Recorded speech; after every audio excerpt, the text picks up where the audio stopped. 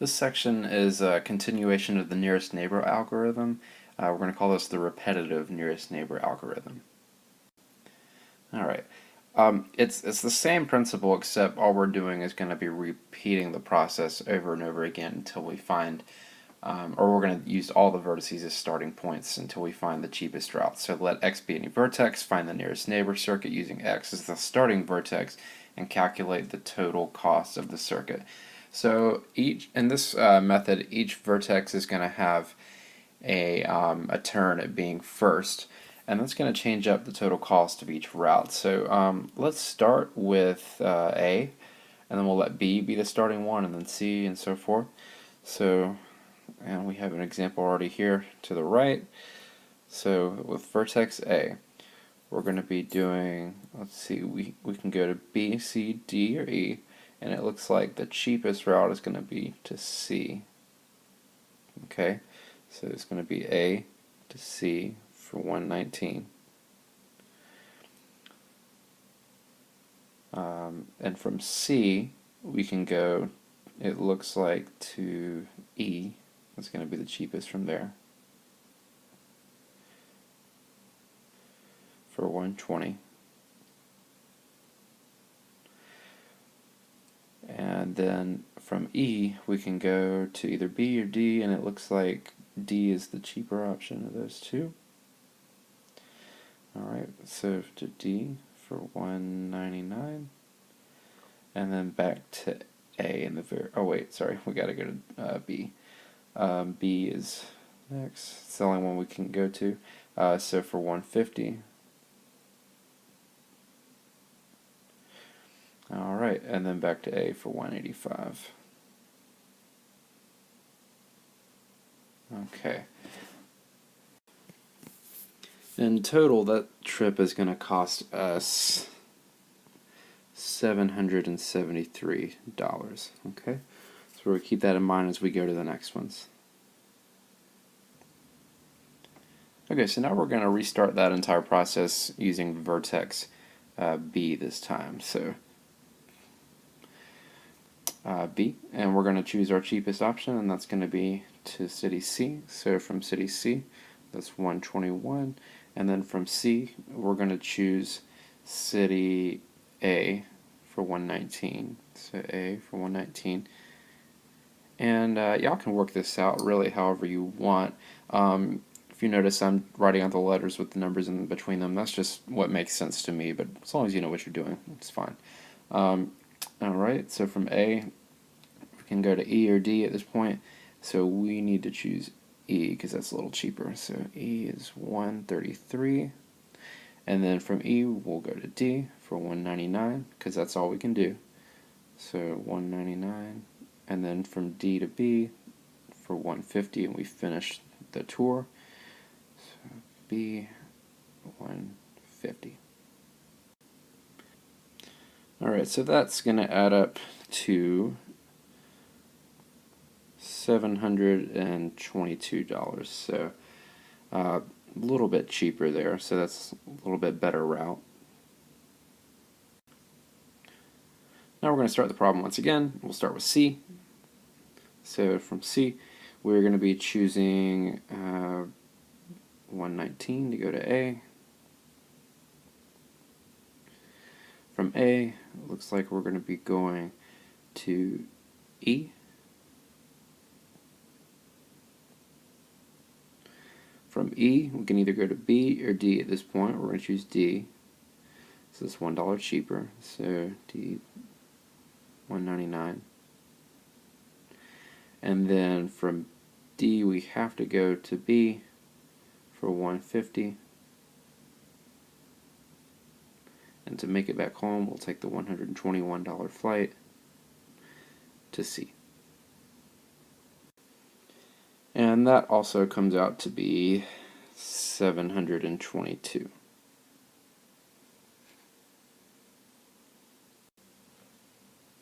Okay, two more times here. So this time we're going to start at D. So D, and our cheapest option from D looks like it's going to be over to B. So we'll say D, B for 150.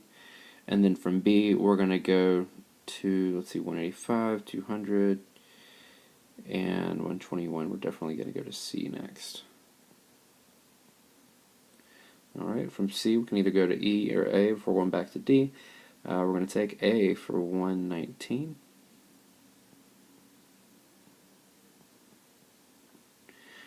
And then we're going to take E for 133.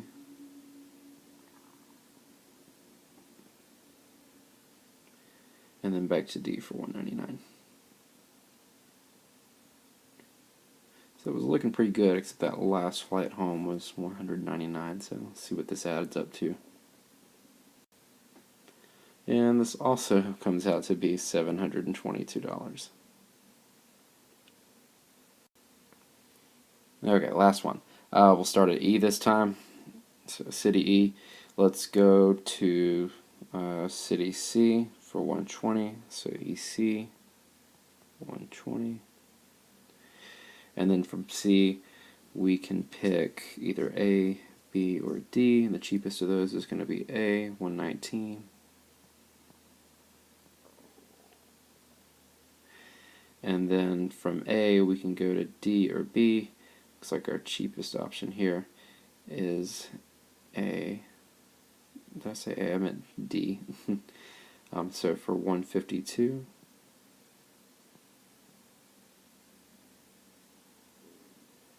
And from D, we're going to have to go to B before we go back to E, so for 150. And we're taking the expensive flight back from B to E for 200.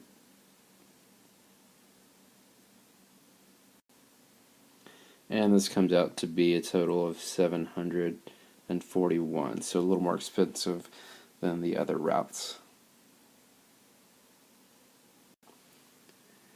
So now that we've gotten all 5 of the tours calculated, let's look back at the whole thing and see which one, or see which tour we should choose. So the first one, which was A, C, E, D, B, A, was a total of $773. B, C, A, E, D, B was $772. C, A, E, D, B, C was also 772, and D, B, C, A, E, D was 772 as well, but the last one was a little more expensive, the E, C, A, D, B, E. That one was 741. So any one of these middle ones would work. However, we do have to technically start our trip at A. That doesn't mean we have to choose the path, the nearest neighbor path from A. We can choose one of these middle ones and just rearrange everything.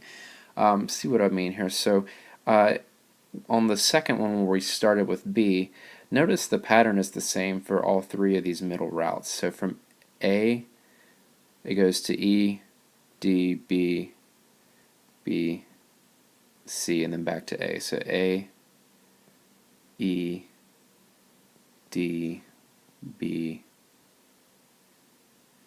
C, and then A.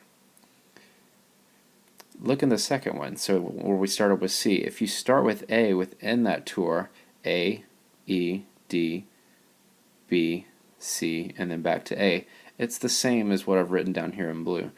Same thing as for the third one. If we start with A, E, D, B, C, and back to A.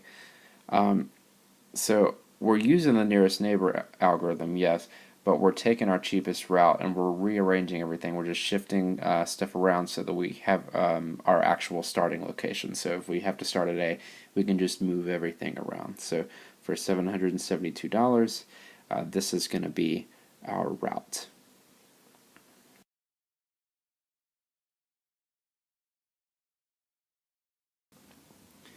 Alright, so here's a summary of all the methods we've used so far. Back when we used brute force, we got $676 for a tour, And but that's when it takes a little bit of time because you have to list out all the possibilities. Nearest neighbor, so much more efficient method. We got 773. And notice now by using the repetitive nearest neighbor algorithm, we got 722. So kind of a good middle ground. Doesn't take quite as much time as brute force, but not as quick as just any random vertex using nearest neighbor. So yeah, a good middle ground. A little cheaper than nearest neighbor, but a little more expensive than using the brute force method. Alright, one last example here to finish up. This time we have 4 vertices, A, B, C, and D. We'll start at A, and we'll use this repetitive process. So from A, we can go to B, because that's the cheapest there, so A to B is 52. B, we're going to have to do C or D, and C is the cheaper there, so 97. From C, A is cheaper, 65, than 78, but we have to go back to D before we can go to A, so no choice there, 78, and then we'll take 83 back to A. Okay, and I'm just going to add all that up, and what does that come out to? It comes out to 310. Alright, so now let's try it with B. So this time we're starting with B. The cheapest option here is going to be to go up to A. So B to A is 52. And then our cheapest option from A will be to go to C, so using the 65 this time, so 65. And then from C, we have no choice but to go over to D, so 78. And from D, we go back to A, 83. Okay. So we're going to see what this adds up to. We have 52 plus 65 plus 78 plus 83. And that, okay, so that's significantly cheaper. That's 278. Alright, so that's 2 of the steps done. There are 2 more where we have to start with C and then start with D. So I'd like you to finish those on your own, and we'll talk about this in class.